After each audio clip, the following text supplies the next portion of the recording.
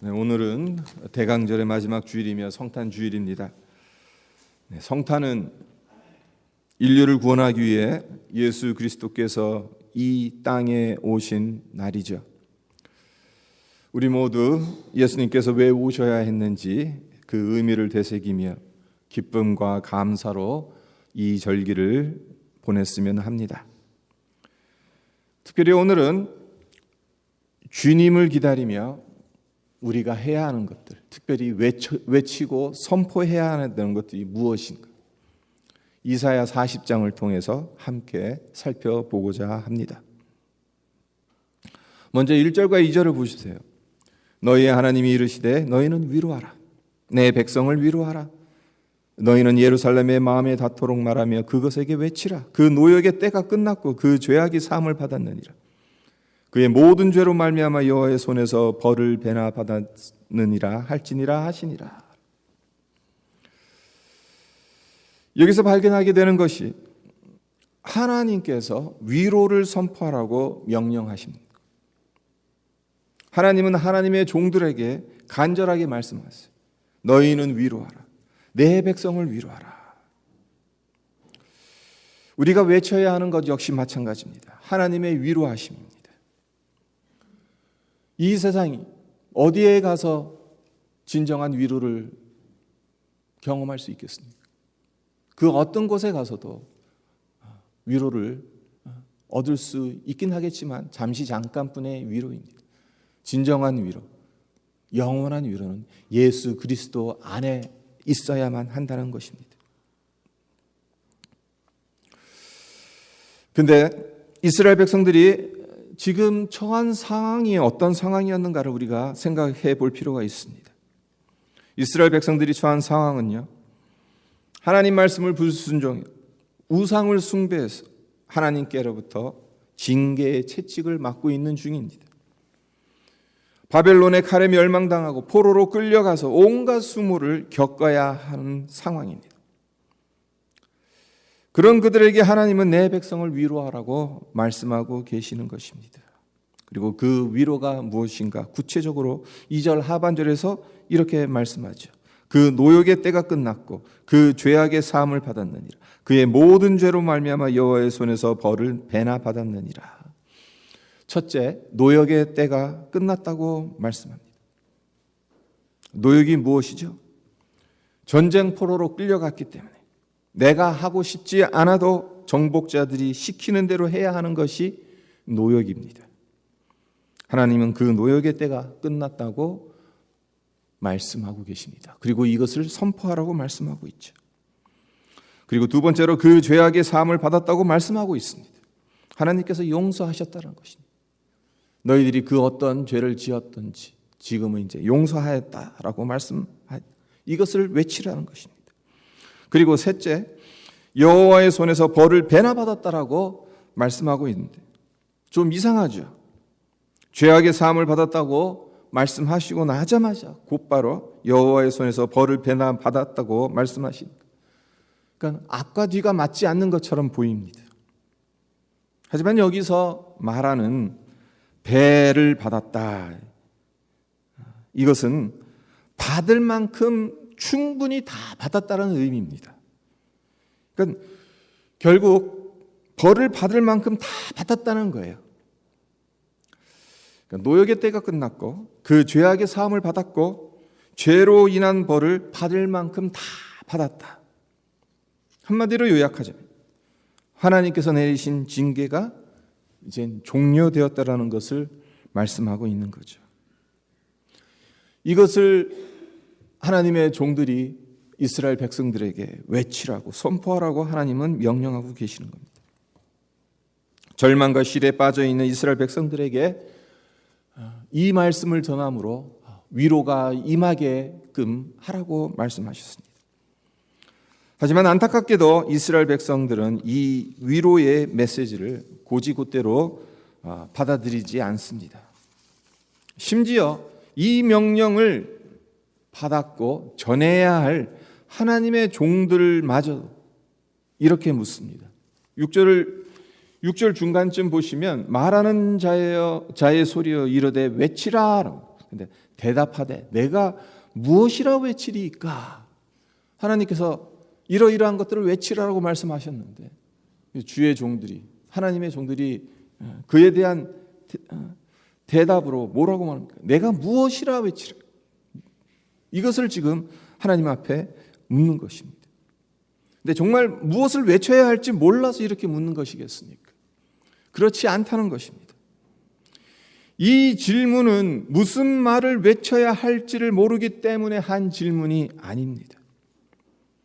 이 이스라엘 백성들에게 하나님의 말씀, 이 위로의 메시지를 전해봤자 코웃음 칠 것이 뻔하기 때문에 왜 전하여야 하는 그런 하소연인 것입니다. 이에 대해서 하나님께서 뭐라고 말씀하십니까?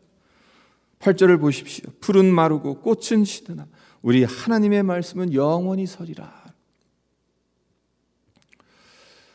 과학기술이 아무리 발달했어도 인간의 수명은 100년을 넘기기가 어렵습니다. 이제 앞으로는 120세대, 150세대까지 어쩌면은 정말 계속해서 장기를 바꿔가면서 영원히 살 수 있는 시대가 도래할지도 모른다.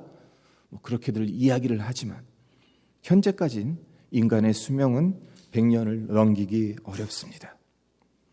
우리 육신은 언젠가는 시들어 말라버리고 마는 풀과 다를 바가 없습니다.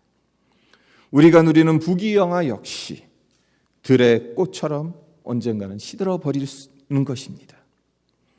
이와 반면에 하나님의 말씀은 어떻습니까? 영원합니다. 하나님께서 약속하신 것은 절대로 변하지 않습니다. 시대와 사람 그리고 국제 정세 시시각각 바뀌어도 하나님의 말씀은 1.1획 바뀌지 않습니다. 그러하기에 인생에게서 기대할 수 있는 것은 아무것도 없지만 영원한 하나님의 말씀을 붙들면 되는 것입니다.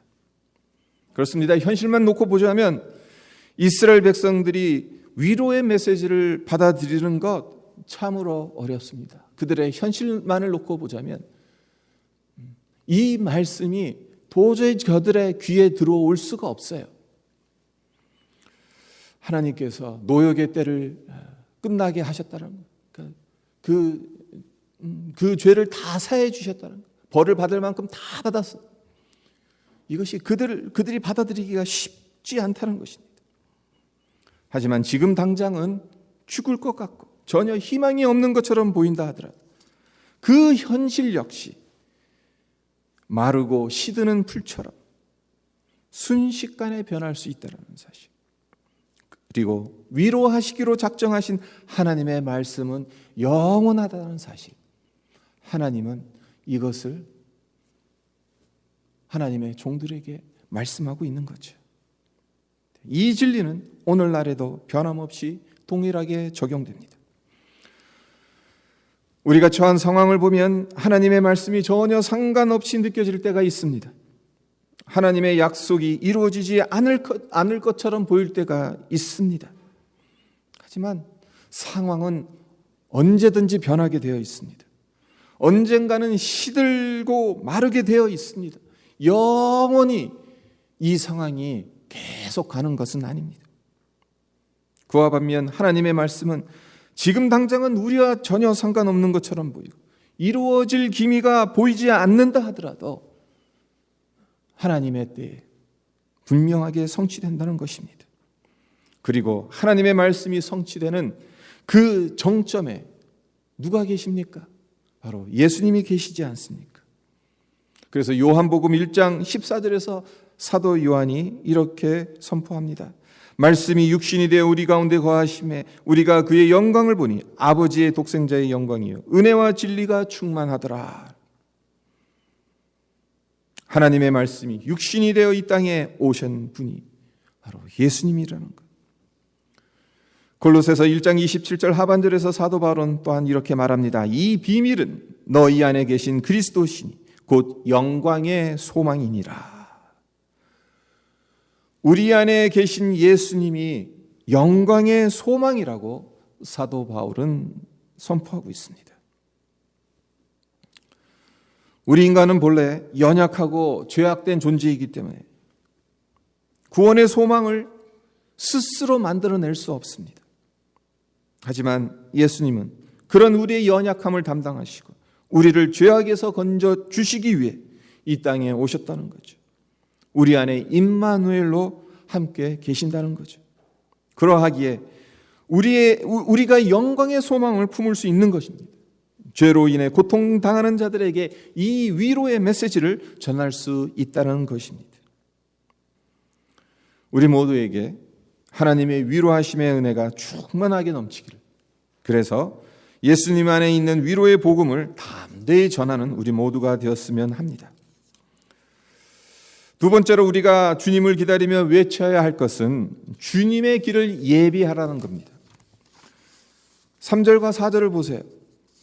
외치는 자의 소리여 이르되 너희는 광야에서 여호와의 길을 예비하라. 사막에서 우리 하나님의 대로를 평탄하게 하라. 골짜기마다 도두어지며 산마다 언덕마다 낮아지며 구르지 아니한 곳이 평탄하게 되며 험한 곳이 평지가 될 것이요. 복음서에서 예수님의 길을 예비했던 세례 요한을 가리켜 인용된 구절이 바로 이 구절인데요. 하나님은 광야의 길을, 그것도 대로를 내라고 명하고 계십니다. 지금이야 팔레스타인 광야에도 포장도로가 나 있어서 쉽게 왕래할 수가 있습니다. 하지만 이사야 선지자 당시 광야의 길을 내는 것 자체 매우 힘든 일입니다. 특별히 이사야에서 말하고 있는 이 길은 바벨론에서 예루살렘으로 이어지는 길을 가리킵니다.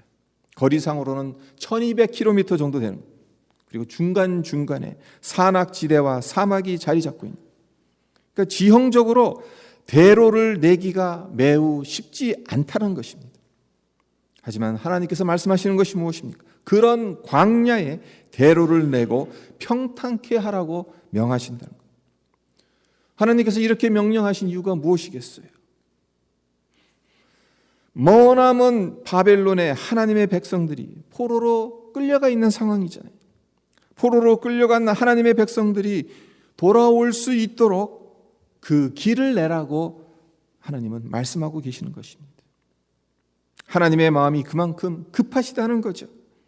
하나님께서 자기 백성들을 그만큼 사랑하시기 때문에 빨리 돌아오기를 원하신다는 것입니다. 그렇습니다. 하나님은 우리 또한 이와 같이 기다리시고 사랑하시기 때문에 예수님을 이 땅에 보내주셨습니다.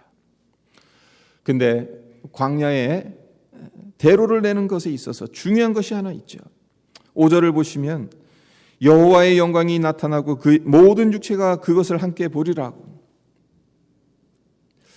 구약 이스라엘 백성들의 가장 큰 소망 중에 하나가 무엇인가 하면요, 살아계신 하나님의 영광을 보는 것이었어요.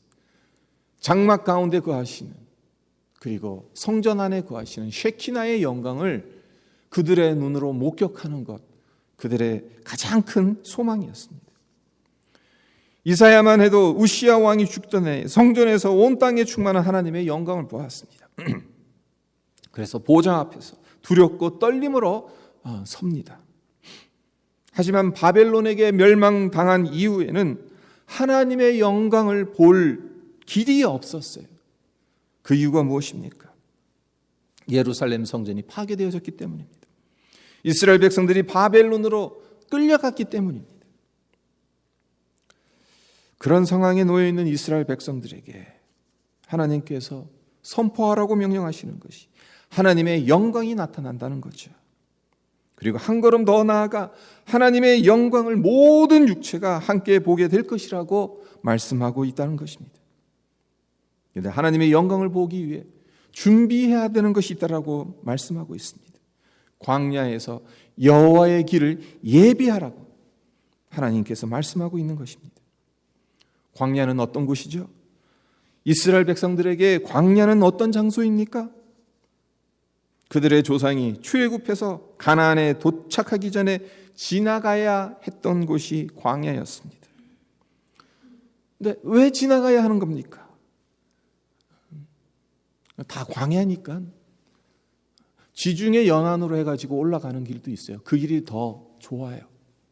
근데 하나님은 그 길로 인도하지 않고 신의 광야를 통과하게 하신, 일부러 어려운 길을 걷게 하셨어요. 왜 그렇습니까? 왜 그렇게 하신 이유가 무엇입니까? 하나님의 백성은 자유인입니다. 더 이상 노예가 아닙니다. 문제는 애굽에서 몇 세대에 걸쳐 노예로 살아왔기 때문에 이스라엘 백성들이 노예 습성을 버리는 것 쉽지 않았다는 겁니다. 출애굽했는데도 여전히 노예와 같이 생각하고 행동한다는 것이 문제였습니다. 하나님은 이스라엘 백성들의 이러한 노예 습성을 제거하고 거룩한 하나님의 백성으로 빚어가시기 위해서 광야라는 연단의 장소를 지나가게 하신 것입니다.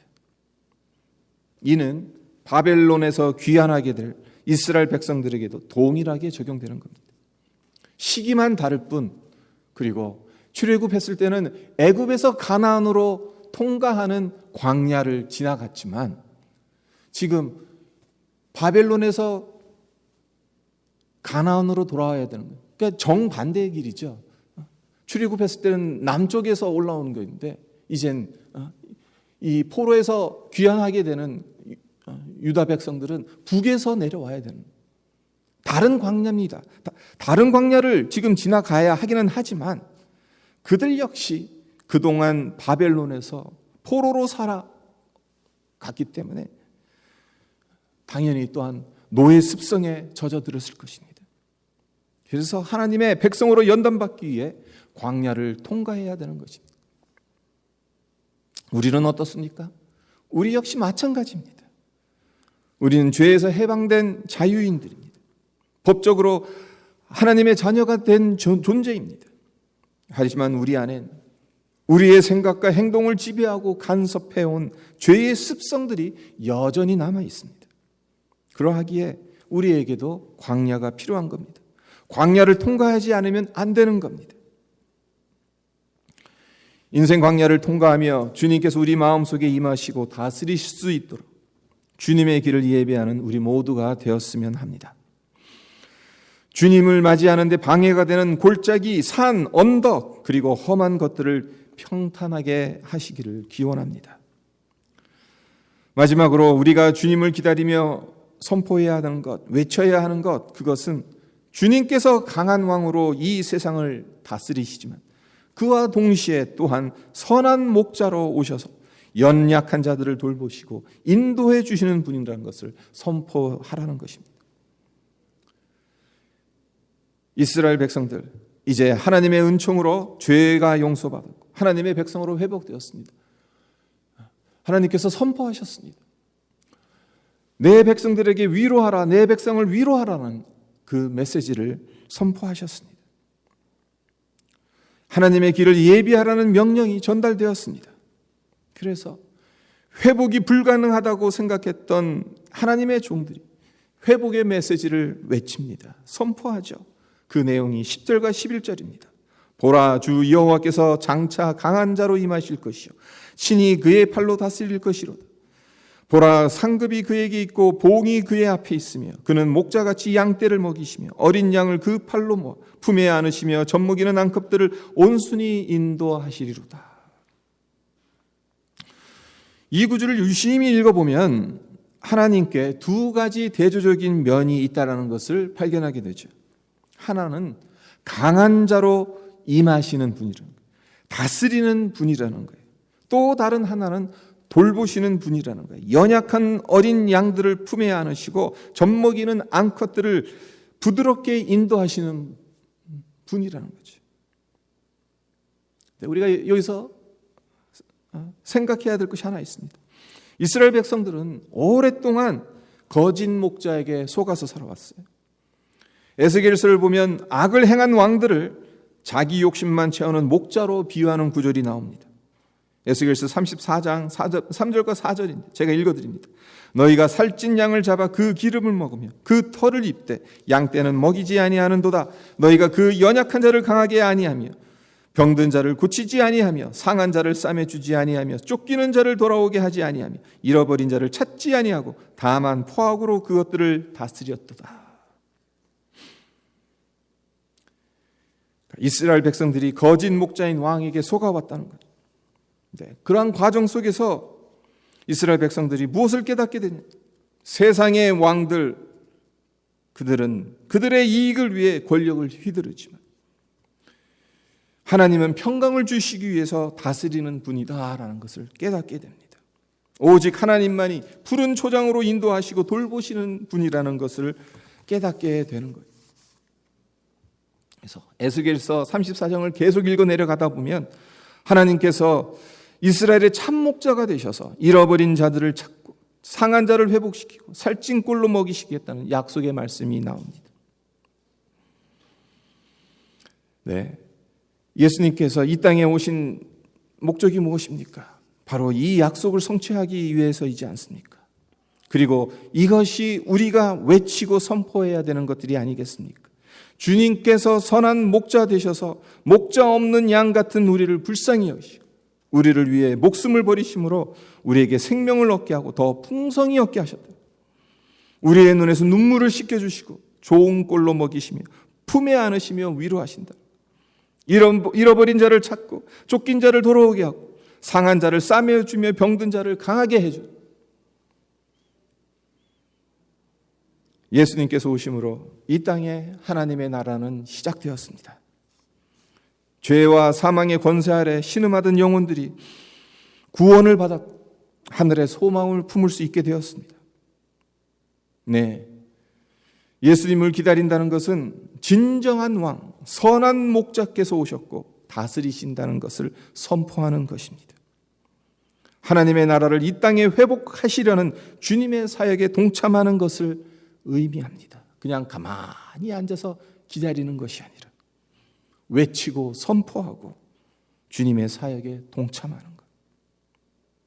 하나님은 무엇을 외치리까 라며 회복이 어떻게 일어날 수 있느냐고 의심했던 하나님의 종들에게 풀은 마르고 꽃은 시드나 우리 하나님의 말씀은 영원히 서리라는 위로의 소망이 영원한 하나님의 말씀에 있음을 외치라고 명령하셨습니다.